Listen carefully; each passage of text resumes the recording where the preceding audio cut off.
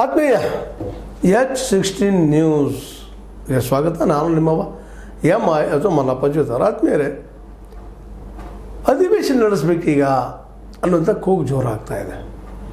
ಯಾಕೆಂದರೆ ಸರ್ಕಾರ ಏಕಪಕ್ಷೀಯವಾಗಿ ನಿರ್ಧಾರ ತೆಗೆದುಕೊಳ್ಳೋಕ್ಕಿಂತಲೂ ಈಗಾಗಲೇ ಬೆಂಬಲ ಸೂಚಿಸಿದ್ದಾರೆ, ನೀವು ತಗೊಳ್ರಿ ಅಂತೇಳಿ.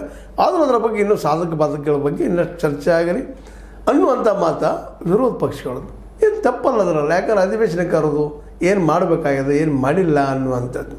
ಯಾಕಂದರೆ ಇದು ಏಕ ವ್ಯಕ್ತಿಯ ನಿರ್ಧಾರನೂ ಅಲ್ಲ, ಕೇವಲ ಸೈನಿಕರು ಬಿಡೋದು ಪರಿಪೂರ್ಣವೂ ಅಲ್ಲ ಅನ್ನುವಂಥ ಮಾತು ವಿರೋಧ ಪಕ್ಷಗಳದ್ದು. ಯಾಕಂದರೆ ಸೈನಿಕರು ಬುದ್ಧಿವಂತರಿದ್ದಾರೆ, ಜ್ಞಾನಿಗಳಿದ್ದಾರೆ, ಆ ಫೀಲ್ಡ್ದಲ್ಲಿ ಸಾಕಷ್ಟು ಅದ.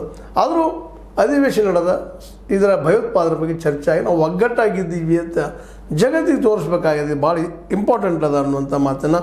ಜೊತೆಗೆ ನಾವೆಲ್ಲರೂ ಒಂದಿದ್ದೀವಪ್ಪ ಅನ್ನೋ ಮೆಸೇಜನ್ನು ನಾವು ವಿಶ್ವಕ್ಕೆ ಕೊಡಬೇಕಾಗಿದೆ ಅನ್ನುವಂಥ ನೆಲೆಯಲ್ಲೇ ವಿರೋಧ ಪಕ್ಷಗಳು ಅಂದರೆ ಈ ಒಂದು ಇಂಡಿಯಾ ಗಠಬಂಧನ್, ಅದರಲ್ಲೂ ಮುಖ್ಯವಾಗಿ ಕಾಂಗ್ರೆಸ್, ಅದರಲ್ಲೂ ಮುಖ್ಯವಾಗಿ ಖರ್ಗೆ ಮತ್ತು ರಾಹುಲ್ ಗಾಂಧಿ ಅವರು ಪತ್ರ ಬರೆದಿದ್ದಾರೆ ನಮ್ಮ ಈ ಸರ್ಕಾರಕ್ಕೆ, ಅದರಲ್ಲೂ ಮುಖ್ಯವಾಗಿ BJP ಸರ್ಕಾರಕ್ಕೆ, ಮೋದಿ ಅವರಿಗೆ. ಏನಪ್ಪ ಅಂದರೆ ಪಹಲ್ಗಾಮ್ನಲ್ಲೇ ನಡೆದ ಭಯೋತ್ಪಾದಕ ದಾಳಿ ಎದುರಿಸಲು ನಮ್ಮ ಸಾಮೂಹಿಕ ಸಂಕಲ್ಪ ಮತ್ತು ಇಚ್ಛಾಶಕ್ತಿಗೆ ವಿಶೇಷ ಅಧಿವೇಶನವು ಪ್ರಬಲ ಪ್ರದರ್ಶನವಾಗಲಿದೆ. ಇದನ್ನು ನೀವು ಕರೆದ್ರಪ್ಪ ಅಂದರೆ ಈ ಅಧಿವೇಶನದಲ್ಲೇ ನಮ್ಮ ಇಚ್ಛಾಶಕ್ತಿ, ನಾವು ಏನು ಮಾಡ್ಬೇಕಂತ ಮಾಡಿದ್ದೀವಿ, ಪಾಕಿಸ್ತಾನ ವಿರೋಧ ಭಾವನೆ ಆಯ್ತು, ಎಲ್ಲನೂ ಆಯ್ತು, ಜಗತ್ತಿಗೆ ಗೊತ್ತಾಗುವಂಗದ. ಅದಕ್ಕೆ ನೀವು ಕರೀರಿ ಅಧಿವೇಶನ ಅನ್ನುವಂಥ ಮಾತು. ಅಧಿವೇಶನಕ್ಕೆ ಅದಕ್ಕೆ ತಕ್ಕಂತೆ ಸರ್ಕಾರ ಕರೆಯಲಿದೆ ಎಂಬ ವಿಶ್ವಾಸದಲ್ಲಿದ್ದೇವೆ. ನೀವು ಕರಿತೀರಿ ಅನ್ನೋ ವಿಶ್ವಾಸ ನಾವಿದ್ದೀವಿ ಅಂತೇಳಿ ನಮ್ಮ ಖರ್ಗೆ ಅವರು ಪತ್ರದಲ್ಲಿ ಬರೆದಿದ್ದಾರೆ.